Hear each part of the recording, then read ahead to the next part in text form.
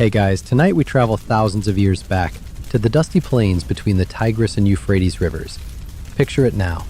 Flickering oil lamps glowing inside mud brick homes, the hum of oxen pulling plows, and priests scribbling secrets into wet clay tablets. Welcome to ancient Sumer, one of the first real civilizations, and one that wrestled hard with the idea of peace in a world still figuring out how not to hit each other with sticks over goat rights. You'd think that being first meant endless chaos, but surprisingly, the Sumerians had a knack for structure. Cities like Ur and Lagash weren't just hubs of farming, they were trying to figure out how humans could live together without constant neighbor smashing. And to do that, they invented one of the earliest known law codes. Yep, long before Judge Judy, there was Ur-Nammu. So, before you get comfortable, take a moment to like the video and subscribe, but only if you genuinely enjoy what I do here. And if you're tuning in from somewhere far away, drop your location and local time in the comments. I love seeing where you all listen from. Now, dim the lights, maybe turn on a fan for that soft background hum, and let's ease into tonight's journey together. You trudge through the bustling market of Ur, brushing past linen vendors and dodging donkeys like a seasoned local.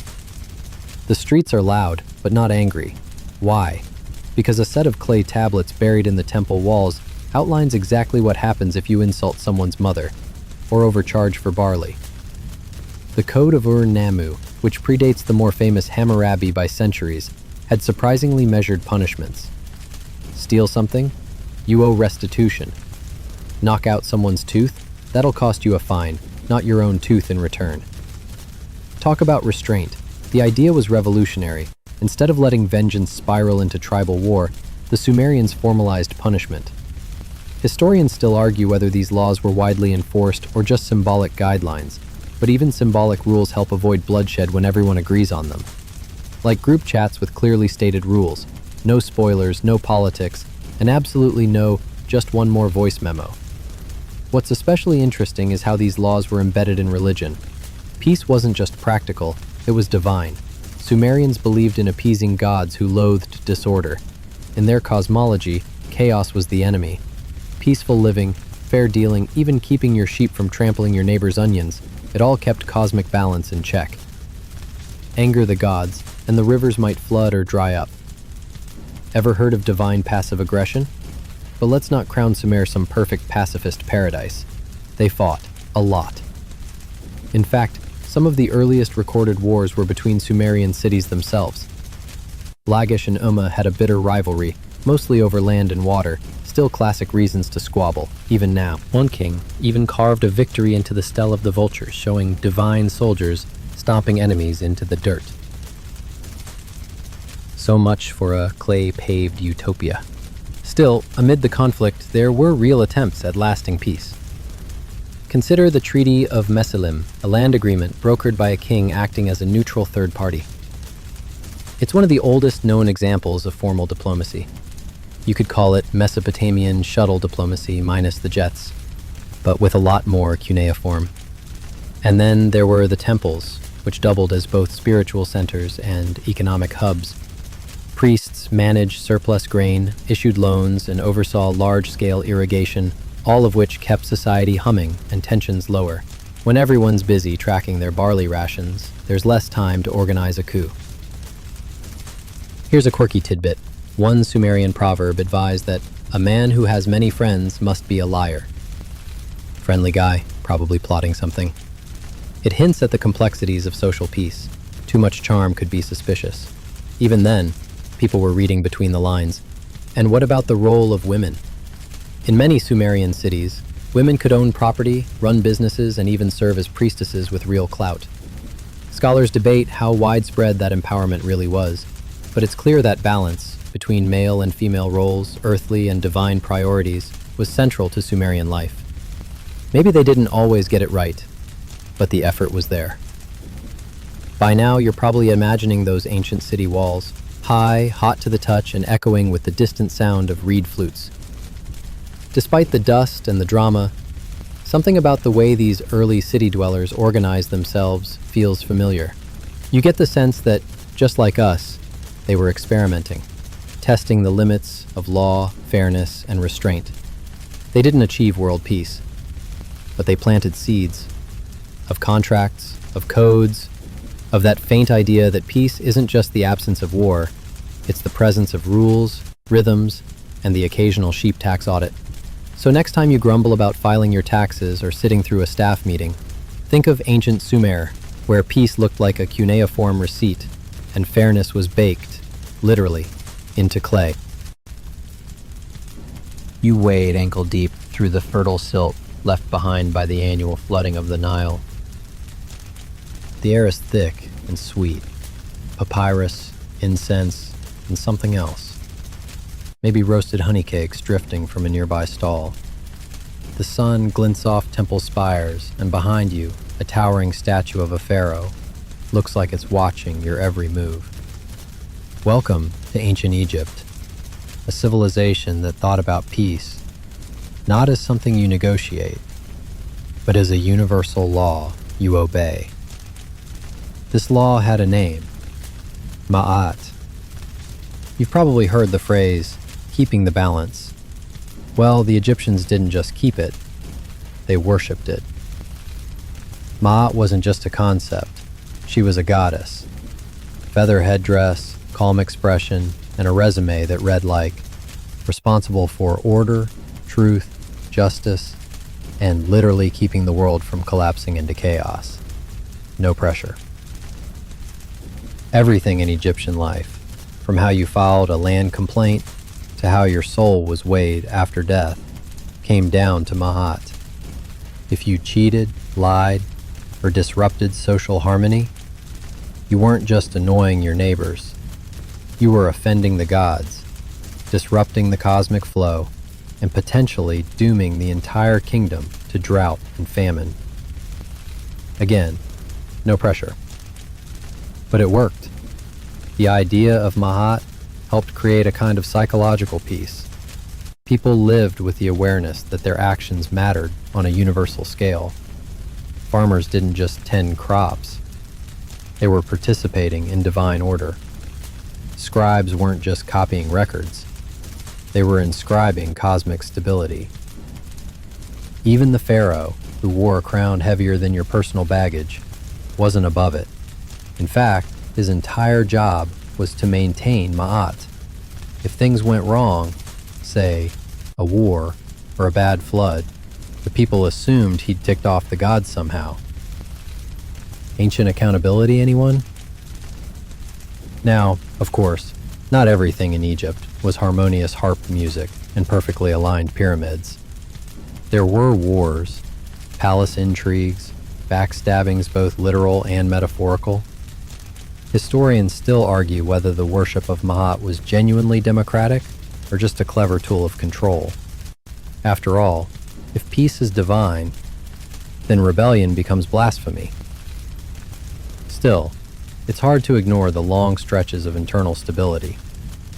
For over 2,000 years, while other regions were exploding like emotional soda cans, Egypt kept a mostly unified civilization. One reason? They believed peace wasn't just between people, but between the people and the world itself. If your field got water, your cow had calves, and your children didn't bite each other, well, Ma'at was pleased. Here's a fringe detail for you. Some Egyptian spells suggest that even the sun god... Egyptian courts even had, quote, priests of Ma'at who oversaw justice. These weren't your average courthouse clerks. They were ritually pure, wore white linen, and believed their verdicts helped maintain cosmic stability. When they ruled in favor of a widow or punished a corrupt official, it wasn't just about law, it was about keeping the stars in place. Forget Judge Judy. This was Judge Eternal Order. Daily rituals also reflected Ma'at. From temple ceremonies to the precise stacking of offering bread, everything had to be done just so. A lopsided pyramid? That's a spiritual disaster. The Egyptian obsession with symmetry wasn't just aesthetic, it was theological. Beauty, order, and harmony were fused. You can almost hear a priest whispering, "Let there be no crooked line." Of course, things did break down. There were periods called intermediate periods, where Ma'at seemed to have gone on vacation. Civil war, famine, foreign invasions, you name it. During these times, the art changed. Instead of confident pharaohs smiting enemies, you get images of chaos, animals attacking people, rulers looking anxious, a visual admission that the world was off balance.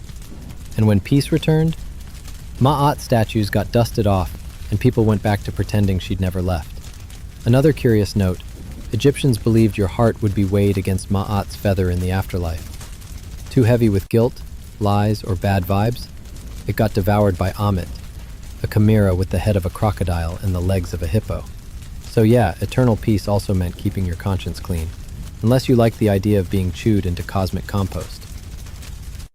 What's more, Ma'at wasn't just for Egypt. In their dealings with neighboring lands, Egyptian diplomacy often leaned on this idea of balance. Treaties with Hittites, for example, weren't all threats and war chariots. They included formal statements of mutual respect and truthfulness. Historians still debate how sincere those were, but on paper, Egypt was one of the first to write peace treaties with a kind of moral flair. So, as you drift past temple columns and glowing hieroglyphs, you realize the lesson here isn't just about not fighting. It's about anchoring peace in your worldview, making it sacred, systemic, and kind of inescapable. Imagine if every decision you made, texting back an ex, cutting someone off in traffic, microwaving fish in the office, had cosmic consequences. Would it make you more peaceful or just terrified? Ancient Egypt bet on the former, and for a while, it worked. Now, rest easy, knowing that somewhere, in the vast celestial courtroom, a tiny feather of truth is still floating, and hoping your heart is light enough not to tip the scale. You stroll down a remarkably straight street, flanked by neatly laid bricks, toward a public well that's still somehow working after 4,000 years. There are no monuments to war, no dramatic statues of warrior kings, and weirdly, no royal tombs filled with golden treasures. Welcome to the Indus Valley Civilization, also known as Harappa and Mohenjo-Daro, where peace wasn't enforced by swords or pharaohs, but by plumbing? This place is different, really different. Imagine an ancient civilization with highly organized cities, uniform building standards, and water systems that would make your landlord jealous. But strangely, no palaces, no temples, no massive grave sites. Archaeologists have been scratching their heads about this for over a century. Historians still argue whether this absence of flashy power centers means a flat, egalitarian society, or if we just haven't found the big stuff yet. Either way, it feels oddly calm here. You shuffle past rows of tidy houses, all about the same size. No mansions, no ghettos. Everyone's front door opens onto a side street rather than the main road, an ancient privacy setting. The city planners even built standardized brick bathrooms and covered sewer systems. It's like they designed their world around not bothering each other. And perhaps that's the point. In Harappa, peace may have been maintained not through rule of kings, but through shared systems, both social and literal. When everyone has access to water, hygiene, and stable trade, there's just less to fight over. You can almost hear some ancient planner muttering, if we get the drains right, maybe we don't need guards. You won't find many weapons here. Some copper blades, sure, but no great armories, no triumphant war murals. This isn't Sparta. In fact, there are few signs of organized violence at all. No mass graves, no fortress walls, just warehouse after warehouse. Giant granaries, some say, lined up like they were preparing for long-term cooperation, not war. And here's the quirky tidbit. Archaeologists discovered tiny seals with animal motifs and undeciphered script, like prehistoric branding logos. We're talking unicorns, tigers, water buffalo. Some scholars believe they were used in peaceful trade, perhaps to mark ownership or origin. Others suggest they had ritual purposes, maybe even early passports. But one thing's clear, they weren't made for intimidation. Unless you find stamped unicorns scary, which, fair enough. Still, the real peacekeeping champion here might be the Great Bath. Picture this. A giant, carefully sealed public pool at the center of Mohenjo-Daro. It had stairs, a drainage system, and evidence of regular cleaning. Historians debate whether it was used for ritual bathing, public gatherings, or elite relaxation, but whatever its purpose, it was communal, civilized, not a coliseum for blood sport, but a water feature for wellness. Take that, gladiators. You walk along the central avenue, and a funny thing happens. Your shoulders start to relax.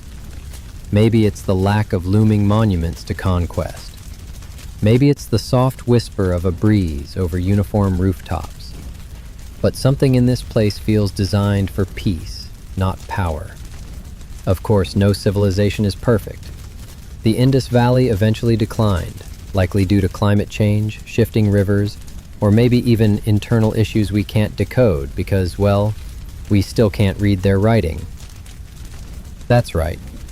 After decades of excavation, no one can say for sure what they called themselves, what they believed in, or how they governed. All we have are ruins and silence. And yet, that silence speaks volumes. In the absence of swords and thrones, you find shared wells, neighborhood zoning, and balanced architecture. Even the weights and measures found across the region are standardized to an eerie precision.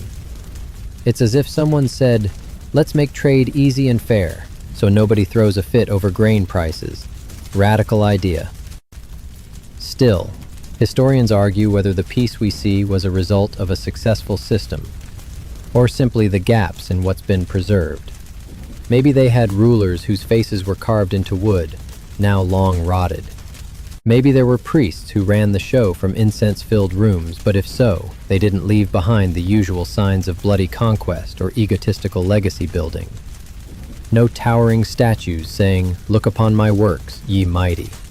Just bricks, perfectly laid, consistent, anonymous bricks. And maybe that's the point in Harappa. So as you make your way out of this ancient town, feet coated in red dust, the faint smell of baking barley in the air, you realize that the greatest peacekeepers here weren't warriors or kings. They were engineers, urban planners, bricklayers.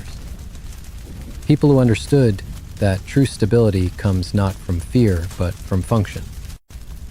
And somewhere beneath the soil, hidden in silent seals and sun-baked walls, a lesson lingers. A peaceful life isn't always loud. Sometimes it's just really well organized. You step onto an island breeze that smells of salt, saffron, and just a hint of olive oil. Bright sunlight glints off whitewashed walls, and the laughter of children echoes from somewhere high above, where balconies overflow with flowering vines. You're not in Athens or Sparta. You're in ancient Crete, the land of the Minoans, a civilization that, unlike their rowdier neighbors, seem to prefer murals over military conquest. At first glance, the Minoans feel like the extroverts of the Bronze Age. Bright colors, dancing women, spiraling patterns painted on walls that are still clinging to life thousands of years later. Instead of blood-stained scrolls or dusty battle plans, they left behind frescoes of dolphins, acrobats, and people leaping over bowls, like ancient Olympians with no sense of self-preservation. But beneath the art lies a question historians still argue over. Was this a peaceful society, or just one that celebrated different kinds of power?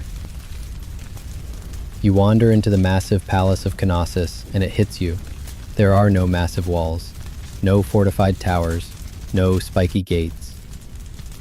Either they were incredibly confident in their coastal security, or peace was actually embedded into their worldview. There's something audacious about designing a palace like a festival ground. Open courtyards, storage rooms for grain and oil, even plumbing. It's like they said, let's make beauty and abundance our defense strategy. One theory goes like this. The Minoans focused on soft power. They didn't need to conquer their neighbors if they could impress them into submission. Look at our architecture, our fleet, our frescoes. Want to trade or join the party? It's a Bronze Age flex, but with amphorae and incense. Still, don't let the dolphins fool you. The Minoans weren't totally innocent. They had a navy, though more for trade than war. And yes, there are hints of ritual sacrifice. because apparently every ancient civilization had at least one weird festival involving goats. But their art, society, and apparent lack of large-scale weapon stockpiles suggest they didn't see violence as their first option. Here's a quirky little detail. Minoan fashion might have doubled as diplomacy. Women wore elaborate dresses with open bodices and intricate jewelry. Power dressing, 1500 BCE style. The men, flowing loincloths and long hair. Some scholars argue this emphasis on visual flair was part of maintaining internal cohesion. If everyone looks fabulous, there's less reason to throw spears. Or maybe they just liked a good outfit. And then there's the bull leaping. You stand at the edge of a dusty arena where teens vaulted over charging bulls for sport, ritual, or maybe just the thrill. It wasn't about domination, it was about balance, agility, and style. Where other civilizations might stage gladiator battles to show who's boss, the Minoans built an extreme sport that required trust, coordination, and an extremely optimistic attitude about gravity. There's also the matter of trade. The Minoans reached across the Mediterranean, from Egypt to the Levant, exchanging goods and ideas. Their sea connections were their lifeblood, and violence was bad for business. If you're relying on fragile amphora full of wine and oil, you don't want pirates. You want calm waters and reliable routes. And maybe a trade agreement or two, sealed with a nice pomegranate. Historians still debate what ultimately caused the Minoan decline. Was it a volcanic eruption from nearby Thera? A tsunami that washed their ports away? Or did the Mycenaeans, more militaristic mainland Greeks, move in when Minoan influence weakened? We may never know, but we do know that for a few shining centuries, Crete flourished without becoming a fortress. Even their religion was different. Where many ancient pantheons were filled with thunder-throwing sky gods, the Minoans seemed to center their worship around a mother goddess, often portrayed with snakes in her hands and a calm gaze. Snakes, in their world, weren't symbols of danger, but of regeneration, renewal, life cycling peacefully forward. There's something oddly modern about their vibe. Gender roles that weren't entirely rigid, art that didn't revolve around conquest, architecture built around community gathering instead of kingly isolation. No grand pyramid of power, just layers of interlocking rooms flowing like the sea that surrounded them. So what can we take from this? Maybe peace doesn't always look like treaties and speeches. Maybe sometimes it smells like fresh bread baking in a communal oven. Sounds like laughter echoing through open courtyards. Feels like knowing your neighbor's child's name and sharing olives because you have extra. You step back onto the hillside, looking down at the palace complex as the sun sets in a wash of amber and pink. There are no great battle cries echoing from these ruins, no tales of conquest carved into marble. Just the quiet sense that once, long ago, people believed beauty could be enough to hold a society together. And maybe, just maybe, they were right. The dust rises softly around your sandals as you walk across the ancient plains of India, heat shimmering in the distance. You hear drums, faint, rhythmic, not of war but of ritual. A single figure sits beneath a tree, eyes closed, motionless in meditation. But this isn't a monk, this is Emperor Ashoka, and he used to be one of the most ruthless conquerors in Indian history. Used to be. You wouldn't guess it now, but Ashoka's early years were soaked in blood. Ruling the Mauryan Empire in the 3rd century BCE, he inherited a vast kingdom and wanted more. He waged an especially brutal campaign against the kingdom of Kalinga, a war that left tens of thousands dead. And that's when something rare happened in the ancient world. The killer felt bad. Really bad. Historians still argue whether the transformation was spiritual or strategic, but what followed was a complete pivot in Ashoka's rule. After witnessing the horror he'd caused, he publicly rejected violence and embraced Buddhism. Not just privately, he made it state policy. Think about that. An emperor who went from sword first, ask questions never, to plant trees, dig wells, send monks. You stumble upon one of his rock edicts, massive stones carved with his declarations. They're not about raising taxes or flexing power. They're about compassion, tolerance, and peace. One reads, "The greatest conquest is by dharma, not by war." Imagine a world leader tweeting that today, without getting ratioed into oblivion. Ashoka's empire became a place where hospitals were built, not walls, where travelers could rest beneath shade trees planted along highways, where people of all faiths were encouraged to live in harmony. Buddhist monks were even sent abroad to spread peaceful teachings, like ancient diplomatic influencers, minus the ring lights. Here's the quirky bit. Ashoka was so committed to peace, he banned certain types of animal sacrifices, which was a pretty big deal in a time when ceremonial goat slaying was the equivalent of a backyard barbecue. And in his court, debate and dialogue were promoted over decree. Historians still debate whether this was truly a widespread transformation or a PR makeover, but either way, it set a tone. You walk through a market in Pataliputra, the capital of Ashoka's empire. There's no fear in the air. Merchants chat over silk and spices. A monk offers a quiet blessing. Soldiers still exist, of course. This is still a Bronze Age state, but they're more likely to be repairing roads than raising villages. Ashoka's vision of peace wasn't just pacifism. It was active compassion. Dharma, in his view, wasn't just about personal ethics. It was about how a state could create the conditions for harmony. Justice wasn't about punishment. It was about restoration. Think ancient India meets TED Talk. And yet, the peace didn't last forever. After Ashoka's death, later rulers didn't keep the same flame alive. The Mauryan Empire eventually weakened, splintered, and gave way to more traditional cycles of conquest and fragmentation. Still, the idea lingered. Buddhist texts preserved his legacy, and for centuries Ashoka stood as a rare model of a ruler who chose peace. Not because he was weak, but because he realized he had a choice. And let's not ignore the logistics. Ashoka didn't eliminate statecraft or stop collecting taxes. He didn't throw open the treasury and hope everyone would just vibe. He managed infrastructure, promoted education, and kept the economy humming. His peace wasn't built on naivete. It was built on governance with a conscience. You pause beneath a banyan tree and watch two children play with clay wheels in the dust. Somewhere nearby, the sound of chanting rises from a monastery. Ashoka's message isn't carved into the sky, but it's in the breeze, a reminder that real change doesn't always come with fanfare. Sometimes it comes in the quiet decision to be better, to do less harm, and to try again after making the worst kind of mistake. So if you've ever wondered whether someone truly capable of violence can become a force for good, Ashoka answers with a firm, gentle yes. Just don't expect it to be easy, or quick, or universally understood, but it can be done. You're reclining under a fig tree now, cicadas buzzing lazily above, the sunlight filtered through rustling leaves. The breeze carries the salty scent of the Aegean. No marching armies, no empire building. Just a few bearded men in robes arguing about, well, everything. Welcome to ancient Greece, but not the Sparta or Athens kind of Greece.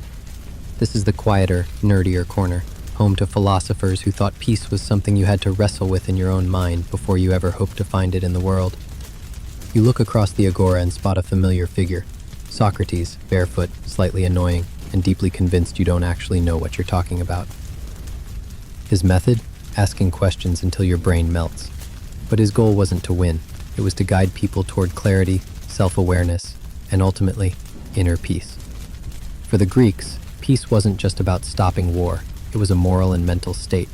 To be at peace meant to be in harmony with reason, with nature, with others, and with yourself. The word for it was ataraxia, a kind of tranquil clarity where you aren't thrown around by every emotion or impulse like a toga in a windstorm. Historians still argue whether Greek philosophy genuinely shaped society or mostly stayed in elite circles. But some ideas stuck hard, like Stoicism. You've probably seen the word on a motivational Instagram quote or a podcast hosted by someone who owns far too many leather notebooks. But originally, Stoicism was a radical practice of emotional discipline. Founded by Zeno of Citium, It taught that peace comes not from the world behaving, but from you responding wisely to whatever it throws at you. You stub your toe, opportunity to practice resilience. Your neighbor spreads gossip, time to test your virtue. Someone cuts you off in a chariot, smile and quote Epictetus. And let's not forget Epicurus, who taught in a garden and said peace wasn't about renouncing pleasure, but about choosing the right ones, a quiet meal with friends, a warm loaf of bread, the absence of fear and pain. That's real peace, not gold-plated statues or 10-course feasts, but comfort and contentment in simplicity. The quirky bit?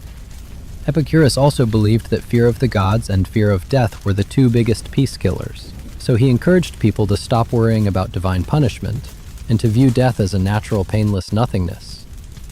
A bold stance in a world full of angry sky gods with lightning issues. Even Plato and Aristotle, who often get painted as rigid schoolmasters, agreed that peace had to start inside.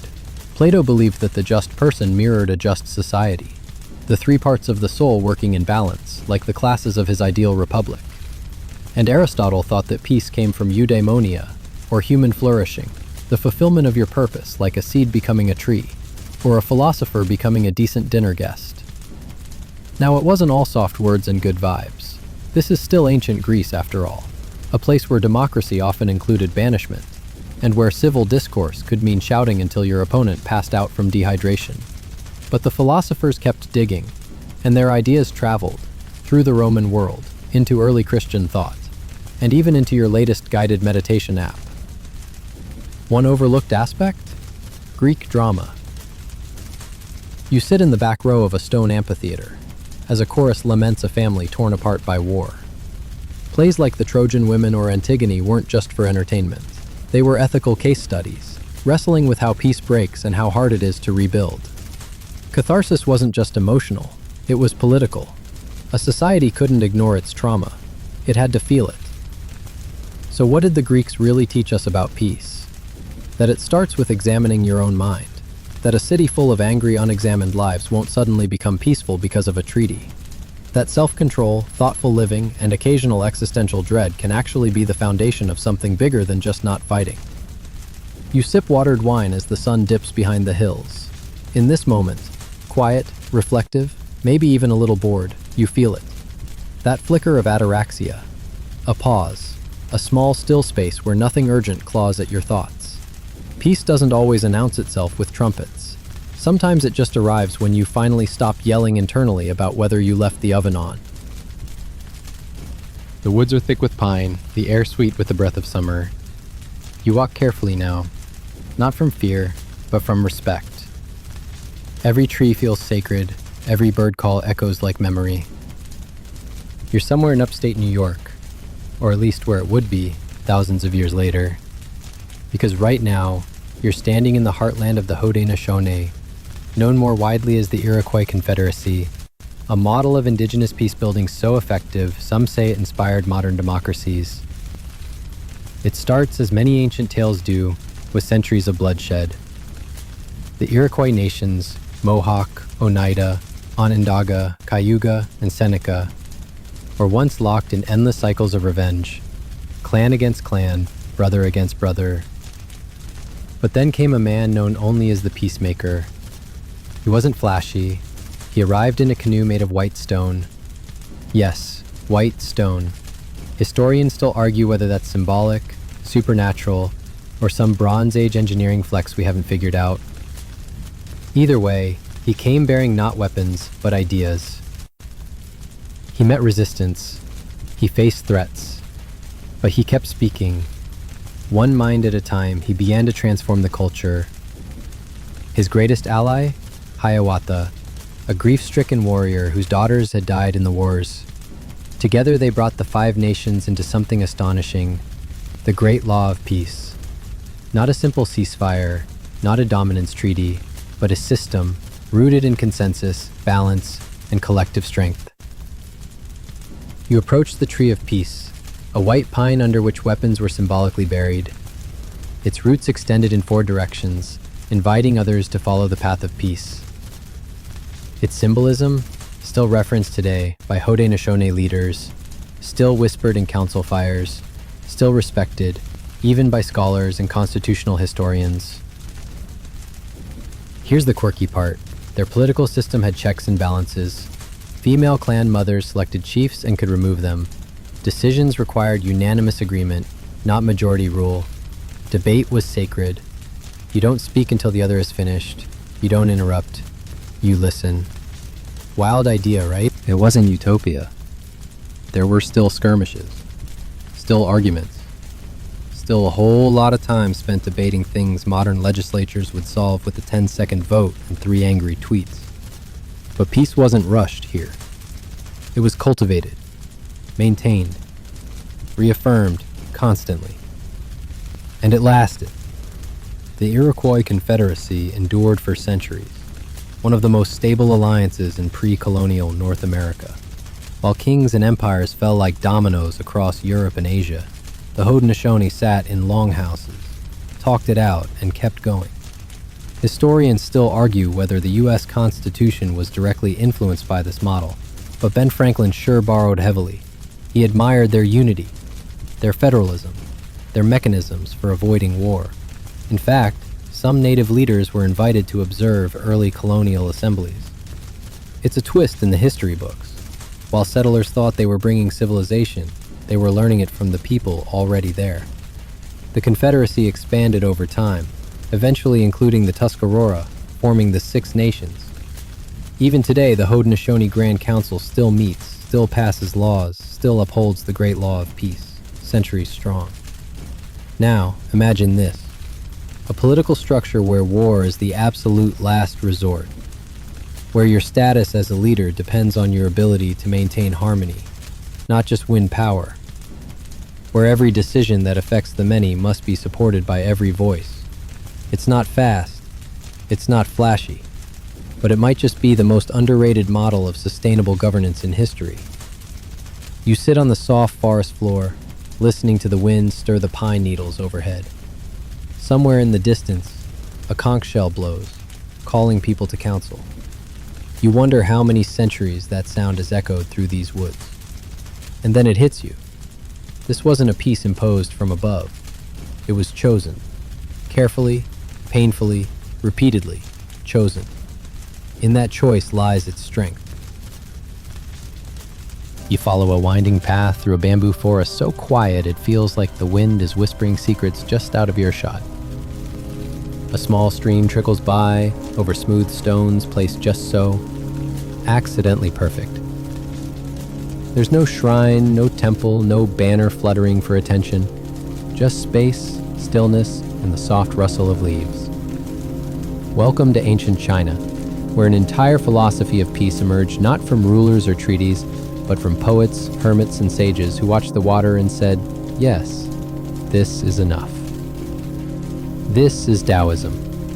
You don't read Taoism, really. You experience it. You live it. Or, if you're lucky, you glimpse it while trying not to step on a frog. The Tao, or way, is not a destination. It's the current of life itself. You don't conquer it. You don't outsmart it. You flow with it. Like water finding its course around a rock. Like silence that fills a space more completely than sound ever could. The founding figure here is Lao Tzu, or Lao Tzu, a mythical or perhaps real old man who, according to legend, wrote the Tao Te Ching and then vanished on an ox, heading west. Historians still argue whether Lao Tzu was a person, a committee, or a convenient pen name for a generation of sages. But his ideas remain: do less, want less, be like water, and let the universe untangle itself. You sit by a pond where carp drift lazily through the reeds. Around you are echoes of Taoist influence, gardens designed to not look designed, poetry that drips like morning dew, and medicine that seeks harmony, not domination. In a world obsessed with action and achievement, Taoism offered an entirely different prescription for peace: non-action, or more accurately, wu wei, meaning effortless action, or doing by not doing. Now, this doesn't mean you become a couch potato with philosophical flair. Wu wei means understanding the timing of things, the natural rhythm. You plant in spring, not winter. You speak when words are needed, and stay silent when they're not. You lead by stepping back, not by shouting forward. Here's your quirky tidbit. Some Taoist masters were obsessed with alchemy, but not the gold-chasing, dragon-slaying kind. They wanted immortality, yes, but through balance, breathing, herbs, and the cultivation of qi, the life energy. They built hidden mountain temples, created elaborate breathing exercises, and occasionally brewed tonics that made their hair fall out. Peace had its risks. In contrast to the more rules-based Confucianism, which emphasized order, duty, and rigid hierarchy, Taoism was like your free-spirited cousin who lives in a yurt and never argues because he's just not in that frequency right now. Taoists didn't push peace from the top down.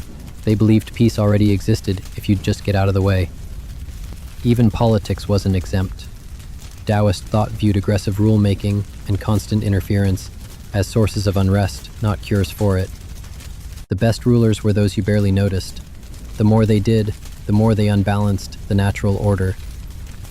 The ideal government? One that governs so gently you can't even tell it's there. Good luck pitching that on the campaign trail. Still, some emperors flirted with Taoist principles, especially when things got chaotic. In times of war, plague, or peasant revolt, Taoist monks would emerge from the mountains to offer blessings, rituals, and a whole lot of anti-pomp wisdom. They weren't always welcomed by the bureaucrats, but the people often listened. There's something almost subversive about Taoist peace. It doesn't fight for itself. It doesn't draft manifestos. It just waits, like a stone under a stream, until the current smooths it into perfection. You stroll past a pavilion with a poem etched into a bamboo panel. It reads something like, "The wild goose does not hurry, yet it always arrives. The moon does not speak, yet it changes the tides." You think of your own world, where peace is often pursued with urgency, with headlines and hashtags. But here, in this quiet grove, the peace has no slogan. It doesn't need one. It's just here. Maybe the lesson isn't to stop acting, but to act less violently against the grain, to allow, to listen, to soften, like water, like breath, like time. You're squinting now, not from the sunlight, but from the golden glow. Every surface around you shimmers. Domes, minarets, tiles arranged like starlight frozen in stone. You've arrived in medieval Cordoba in Islamic Spain, during what some call Europe's brightest age of darkness. But here in Al-Andalus, peace wore the cloak of coexistence, and its guardians weren't soldiers, they were scholars. It's the 10th century. While much of Europe is busy torching libraries and arguing about who should wear the fanciest hat in Rome, Cordoba is electrified with poetry, science, music, and, brace yourself, interfaith dialogue. Muslims, Jews, and Christians all live here, not without tension, but with surprising cooperation. This golden moment, known as convivencia, literally living together. You step into a courtyard where lemon trees throw shade over old men playing chess. Around you, Arabic, Hebrew, and Latin weave through the air like bird songs.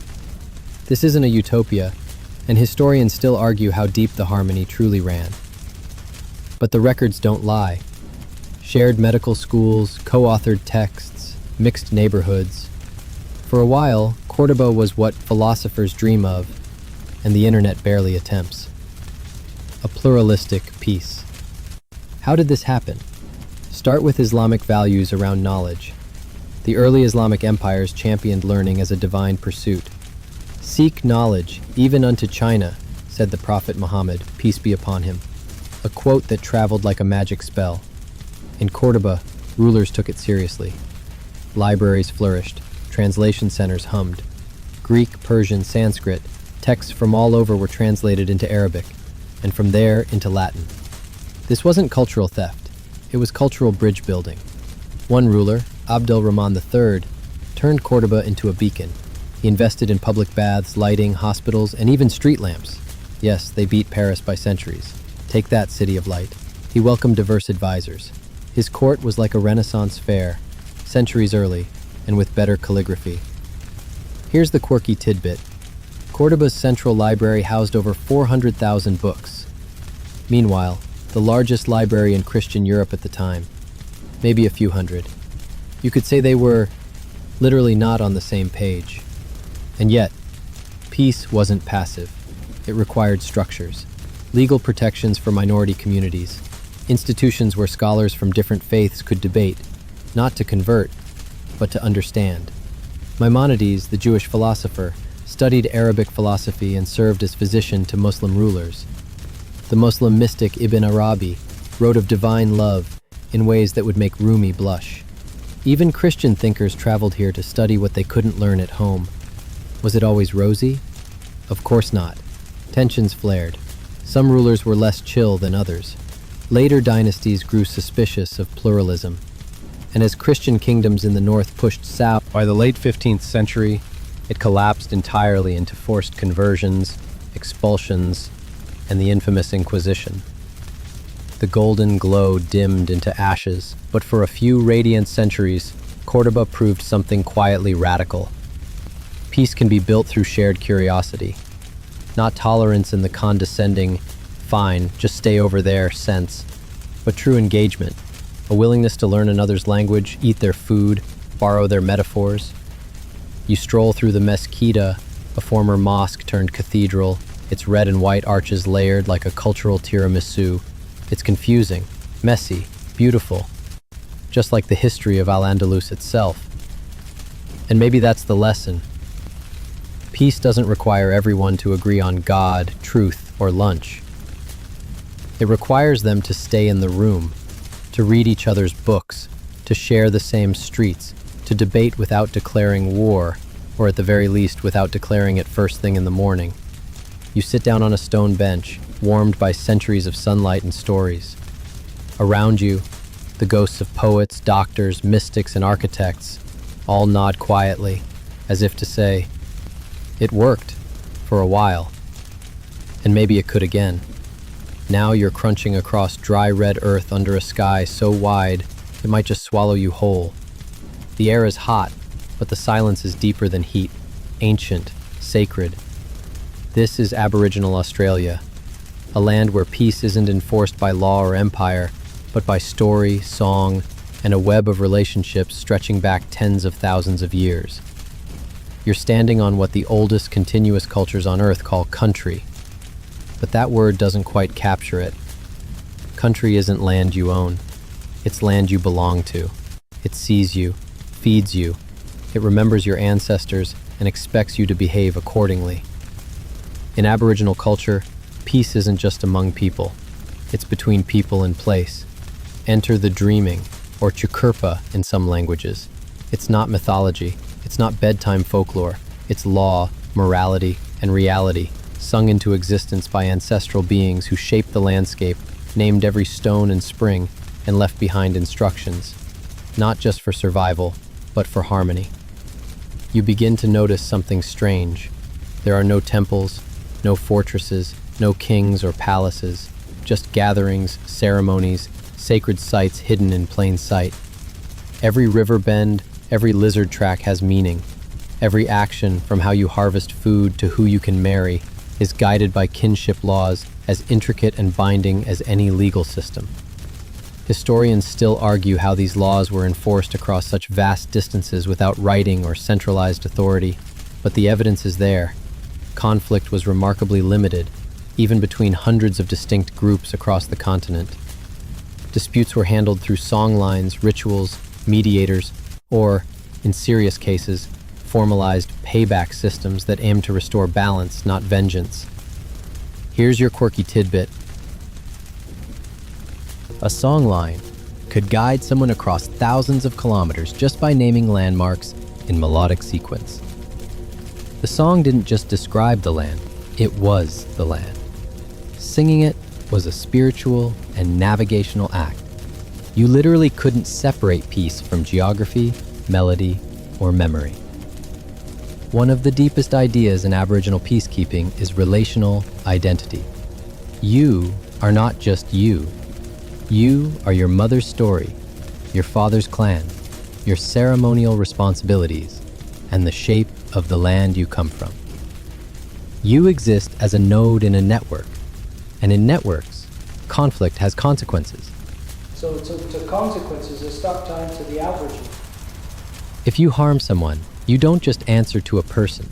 You answer to an entire web of relationships that cross generations. You watch a ceremonial gathering, perhaps a corroboree, where painted dancers move in rhythm, stories swirl into smoke, and law is passed down not in written codes, but in motion, rhythm, and image. The young ones don't learn peace from a textbook. They feel it in their bones. They dance the law. Of course, this world wasn't without tension. Clashes occurred, intergroup disputes sometimes flared. But because land and knowledge were shared under clear custodial systems, and because spiritual connection discouraged exploitation, large-scale warfare simply didn't develop the way it did elsewhere. When everyone belongs to the land, it's harder to justify burning it down. When Europeans arrived, they mistook this structure as a lack of structure. No kings? No borders? Must be chaos. But they were blind to a subtler system, one based not on walls, but on responsibility. Not on ownership, but on stewardship. One that kept peace not by force, but by balance. Today, many Aboriginal communities still pass down these teachings. Modern challenges have strained the systems, but the songs continue. The elders speak. The ceremonies endure. And the land, always listening, still holds its memories. You lie back on a sun-warmed rock and feel the stories pressing gently into your back, not with urgency, but with deep patience, like they know they've got time. After all, they've been here longer than anything else. So what can we learn from this? Maybe that peace doesn't need monuments. Maybe it doesn't need speeches. Maybe it just needs a culture that remembers who it is, where it stands, and who it sings for. You're standing on a narrow stone bridge somewhere in the highlands of the Andes. Below, a silver river curls like a serpent. Above, impossibly green terraces climb up toward the clouds. This is the realm of the Inca Empire, and at first glance, it feels more like a kingdom of engineers than warriors. But don't let the quiet awe fool you. This was an empire, and like all empires, it wielded power. What makes it different is how it sustained peace over vast terrain. With llamas, messengers, the Inca called their world Tawantinsuyu, meaning the four parts together. 4 massive regions stitched into one empire by an astonishing network of roads, storage systems, and shared culture. No wheels, no writing system, no iron, and yet they managed to keep 12 million people reasonably fed, clothed, and not constantly at each other's throats. Their secret? Well, one of them was the quipu, a knotted string system used for record keeping. Historians still argue how much information these knots really stored. Was it just census and tax data, or a full-blown language encoded in tension and color? Either way, quipu kept track of resources, obligations, and people. Order, without ink. You watch a chasqui, one of the Incan relay runners, sprint past you carrying a message. No postal service in the world matched the speed and reliability of the Inca's roadrunners. One message could cover hundreds of kilometers in a single day. Need to settle a border argument? Send a chasqui. Need potatoes moved across a mountain? Chasquis again. This empire ran on communication, not just domination. Now the quirky bit. Rather than demanding tribute like most empires, the Inca used a labor tax called mita. Instead of gold or crops, subjects owed time and work on roads, terracing fields, or building infrastructure. In return, the empire provided food, clothing, and support during hard times. It sounds a little dystopian, sure, forced public service, but in practice it often equalized economic life, reduced hoarding, and kept everyone quite literally invested in each other. But what about peace?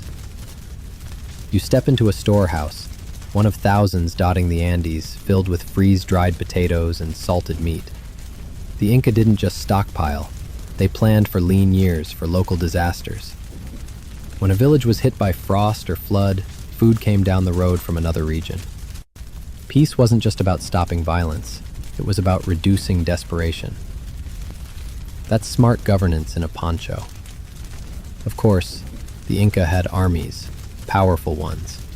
They expanded fast and brought dozens of cultures under their banner. But what's fascinating is how often they absorbed rather than destroyed. Local leaders were invited into Inca governance. Children were educated in Cusco to become future allies. Local gods were respected, just placed beneath the Inca sun god Inti, like a cosmic hierarchy of toleration. Even religion had its unifying edge. The Inca ruler, the Sapa Inca, was seen as a divine son of the sun. That's not unusual, but his divine authority was less about fire and brimstone and more about cosmic balance.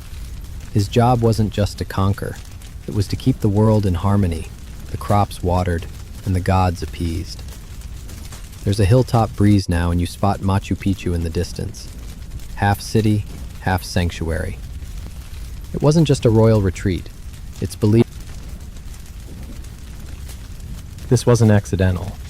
The Inca didn't separate nature and law, cosmos and politics. Their peace was carved into cliffs, aligned with stars, and walked daily across 40,000 kilometers of road. Still, it wasn't perfect. When the Spanish arrived, the centralized system that once held everything together began to collapse. The very efficiency that made the empire strong also made it vulnerable. Once the roads stopped running, once smallpox swept in, once alliances fractured, the grand harmony cracked. Fast. But for over a century, the Inca held one of the most stable, resource-sharing, socially engineered societies ever attempted. Peace wasn't declared with trumpets. It was paved. It was taxed. It was stored in a clay jar on a high mountain shelf, waiting for the next bad harvest. You take one last look across the Andes. You don't see flags or borders, just roads, built without mortar, still strong today, and terraces holding the mountain in place. Maybe peace doesn't need declarations. Maybe it just needs the right infrastructure. The scent of jasmine wafts in the air, mixed with incense and the faint clink of chimes. You step into a courtyard where shadows play along the edges of ornate woodwork, and the breeze carries whispered verses. You're in medieval Timbuktu, a city of sand and scholarship, sitting at the crossroads of desert trade and deep wisdom. For a time, this was one of the most peaceful and enlightened centers in West Africa, not through force but through faith, learning, and diplomacy. You've heard the name before, Timbuktu. It's become shorthand for somewhere far away, an edge-of-the-earth myth. But here in the 14th and 15th centuries, it was the heart of the Mali Empire, later the Songhai Empire, and a literal beacon for peace seekers, pilgrims, and scholars. Picture this: a city where libraries outnumber barracks, where students memorize texts beneath palm trees, and where the pursuit of knowledge is seen as a path to spiritual balance and societal harmony. Much of this was sparked by Mansa Musa, the legendary ruler of Mali, who in 1324 made a pilgrimage to Mecca so extravagant it reportedly crashed economies along the way. Gold dust, hundreds of servants, and enough PR to last several empires. But here's what mattered. Musa didn't just flex. He came back inspired. And he began building mosques and schools, inviting scholars from across the Islamic world to settle in Timbuktu. You walk into the Sankore University, one of the 3 major centers of learning in the city. It's not a university in the modern sense, no graduation caps or overpriced textbooks. Instead, it's a gathering place for deep, sustained learning. Philosophy, astronomy, medicine, law, all wrapped in Islamic jurisprudence, but open to interpretation and debate. That's the thing. Debate was welcome, even cherished. Historians still argue just how many manuscripts were produced in Timbuktu. You walk beside a slow-moving river now, lined with reeds that bend just slightly in the morning breeze. The sky is pale and infinite, dotted with cranes in flight. You're in Heian period Japan, around the 9th to 12th centuries. A time when the sword existed, sure, but where peace flourished, not from force, but from a deeply cultivated sense of ritual, aesthetics, and inner restraint. This wasn't a society without violence. Samurai were beginning to rise. Peasant uprisings simmered in distant provinces.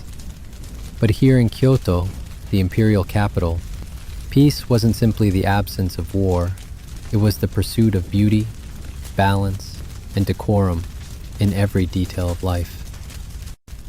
You step through the sliding doors of a noble's estate, into a room where ink paintings rest in alcoves and a woman kneels, composing poetry on mulberry paper. Her sleeves trail like mist. This is not a battlefield, it's a court, and power here is wielded through words, not weapons. The aristocracy of the Heian era developed a culture of subtlety. Every gesture mattered. Every look, every pause, every turn of phrase could carry enormous emotional weight. Conflict wasn't shouted, it was whispered into poems, hinted at in perfumes, and resolved in carefully phrased letters. If medieval Europe was a heavy metal concert, Heian Japan was a delicate string quartet in silk. And then, of course, there's the tale of Genji, written by Murasaki Shikibu, a noblewoman in the 11th century. It's often called the world's first novel. A sprawling, elegant story of love, loss, longing, and life at court. But it's more than literature. It's a mirror of the time's values. Peace, in this world, is tied to the ephemeral. Cherry blossoms falling, moonlight on lacquer, a lover's sigh drifting down a corridor. Historians still argue whether this refined culture was truly peaceful, or just peaceful for the elites, while rural unrest bubbled out of sight. And yes, behind the scenes, clans jostled for influence. But the Heian court set a precedent. Peace could be ritualized, taught, embodied. The religion of the time played its part. Buddhism, particularly the Tendai and Shingon sects, offered both spiritual protection and deep philosophies of harmony. Temples became places of learning, art, and political negotiation. You walk past one now, where monks are copying sutras in gold ink by candlelight, chanting verses that have drifted down from India and China, translated again and again, smoothed like river stones by repetition. Here's your quirky detail.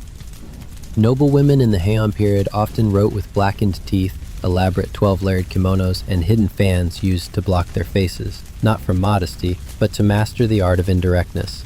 Even in fashion, ambiguity was power, and with power came the chance to cool conflict before it even sparked. A peace built on beauty sounds fragile, and it was. By the late 12th century, the Minamoto and Taira clans would bring full civil war to the islands. The court's control slipped. The samurai took the stage. Swords replaced calligraphy as the currency of power. But the influence of Heian ideals never fully disappeared.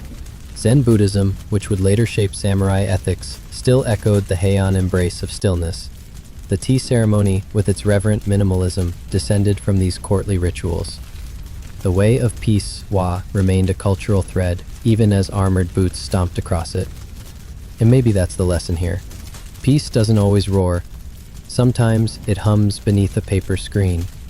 It's maintained not by laws, but by a shared code of conduct so intricate, so precise, that to violate it feels like breaking the world itself.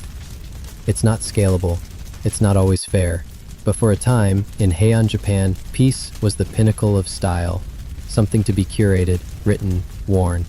You walk slowly now, beneath a corridor of plum blossoms in bloom. A breeze stirs your sleeve. In the distance, a flute begins to play. And for a brief, translucent moment, it all holds. You're walking along a stone path through a wind-swept steppe. Your boots kicking up dust that once belonged to emperors, warriors, traders, and monks. The sky stretches out like a canvas, and just beyond the horizon lies not one kingdom, but many, connected by the Silk Road, that sprawling web of trade routes that for centuries stitched Eurasia together not only with goods, but with surprising flashes of cooperation and peaceful exchange. It wasn't just a road, it was an ecosystem. And at its peak, it linked China, India, Persia, the Middle East, North Africa, and Europe, moving not just silk, but tea, spices, glass, religions, musical styles, stories, and plagues. It was a superhighway of civilization, without the convenience stores. You pass a caravan now, camels loaded with bolts of fabric, drums of oil, scrolls, and dried fruit. Traders from Samarkand, Xi'an, and Baghdad share fire and flatbread at a desert outpost. They speak different languages, but exchange trust through shared rituals. Salt packs, hand signals, and centuries-old trade etiquette that made peace a practical necessity. Because here's the real twist. The Silk Road worked best when everyone got along. No one wanted bandits, extortion, or raided caravans. Peace meant profit. And the savvy rulers of Silk Road cities, like those in Bukhara, Merv, or Khotan, understood that peacekeeping wasn't just a moral choice. It was good business. Enter the Pax Mongolica, the Mongol peace. Yes, we're talking about Genghis Khan, who started his empire with a whole lot of chaos and screaming. But once the dust settled, the Mongols built one of the most stabilizing forces the Silk Road had ever seen. Roads were protected. Merchants were given passports. Crime was punished harshly, but travel became safer than it had ever been. Historians still argue whether the Mongols enforced peace out of strategy or necessity. Either way, it worked. From Korea to Hungary, ideas flowed. Technologies like papermaking, gunpowder, and compasses crossed borders. So did Buddhism, Islam, Christianity, and even a few Nestorian Christians you've probably never heard of. Here's your quirky tidbit. Mongol postal stations were set up every 25 to 30 miles along major roads, fully stocked with fresh horses and supplies. Traders, ambassadors, and even musicians could zip through the empire like it was some kind of 13th century Amazon Prime. But the Silk Road's peace wasn't maintained by empires alone. Local communities built it through interdependence. A Chinese silk merchant needed Persian dyes. An Indian spice trader needed access to Arab ships. Everyone needed someone else. That web of mutual reliance made it unprofitable to go to war, and far more lucrative to shake hands and split the cargo. Religion played its part too. Buddhist monasteries offered shelter to travelers. Islamic cities welcomed scholars from abroad. Even Christian enclaves sprouted along the route, with translators and scribes bridging not just languages but worldviews. The Silk Road created a kind of accidental tolerance, not always out of virtue but out of sheer exposure. Hard to demonize a religion when its representative just made you the best biryani you've ever tasted. Of course, it wasn't eternal. When the Mongol Empire fractured, banditry returned. When maritime trade expanded in the 15th century, the overland routes grew quiet. And then came the Black Death, probably carried ironically by the very trade networks that had kept things running so smoothly. Still, for centuries, this was a model of decentralized peace. No single empire controlled it all. Instead, cooperation emerged through countless local deals, mutual interest, and a constant stream of travelers whose wealth and survival depended on not getting stabbed. You sit beside a cracked stone milestone, runes etched faintly along its edge. In the distance, another caravan approaches, the jingling of harnesses carrying through the dusk. Somewhere beyond those mountains is another story, another language, another meal waiting to be shared under a canopy of stars. And maybe that's what the Silk Road teaches best. Peace doesn't have to be imposed from above. Sometimes it just grows, organically, awkwardly, beautifully, between people who need each other, and who are humble enough to realize it. Sholmo Smile says, it's a Mongol skyap, spice from this application that they leave to so state into changes and inflodes in talked. The sign to decide to service, the Silk Road and is financially quote, continue, it's something. You're sailing now. No oars, no hurry, just a wide outrigger canoe, gliding over turquoise water under the watchful eye of the Pacific sun. Beneath you, a world of coral and current. Around you, an empire without walls or armies, yet as real as any Rome or China. Welcome to Polynesia, a vast network of islands and traditions where peace was navigated like the stars, delicately, precisely, and with a deep respect for balance. This isn't one place. It's thousands of islands, scattered like seeds across the ocean. Hawaii, Samoa, Tonga, the Marquesas, Rapa Nui, and beyond. And yet, despite their distance, these cultures share roots, values, and methods of conflict resolution that manage to keep many of them in relative harmony for generations. Not by law books, but by navigation, genealogy, and reciprocal exchange. You land on an island and are greeted, not with suspicion, but with ceremony. In Polynesian culture, visitors are potential kin, not invaders, so long as you come with humility. Identity here isn't about nations, it's about lineage and your relationship to land, sea, and sky. You're known by your waka, your canoe lineage, and by the stories that brought your ancestors here. One of the most important peacekeeping tools? Oral tradition, chants, songs, genealogies passed down with meticulous care. Who your great-grandmother's cousin married could determine your rights to a fishing ground, your place in a ceremony, or your ability to speak in a council. Conflict was prevented not by suppressing difference, but by knowing exactly where everyone stood in the web of relationships. Historians still argue whether early Polynesian societies had states in the way we understand them. What's clear is that many islands developed chiefdoms, some hereditary, some merit-based, all governed by tapu, a sacred system of rules and prohibitions designed to maintain cosmic and communal order. Tapu dictated everything, from where you could fish to when you could speak. Break tapu? It wasn't just a legal issue, it was a spiritual imbalance. Now, here's a quirky tidbit.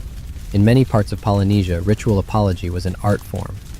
A wrongdoer would present gifts, often food or mats, alongside formal speeches acknowledging their offense. If accepted, the relationship was restored. No jail, no trial, just public restoration of mana, one's spiritual power or dignity. And the sea? It wasn't a barrier. It was a highway. Polynesians were master navigators, reading stars, swells, bird flight, and even the color of reflected clouds. They sailed not just for survival, but for diplomacy, alliance building, and maintaining inter-island peace. When famine struck one island, another might send canoes laden with breadfruit or taro. Not charity, reciprocity. Even the famed warrior societies like those in Tonga or the Maori of Aotearoa, New Zealand,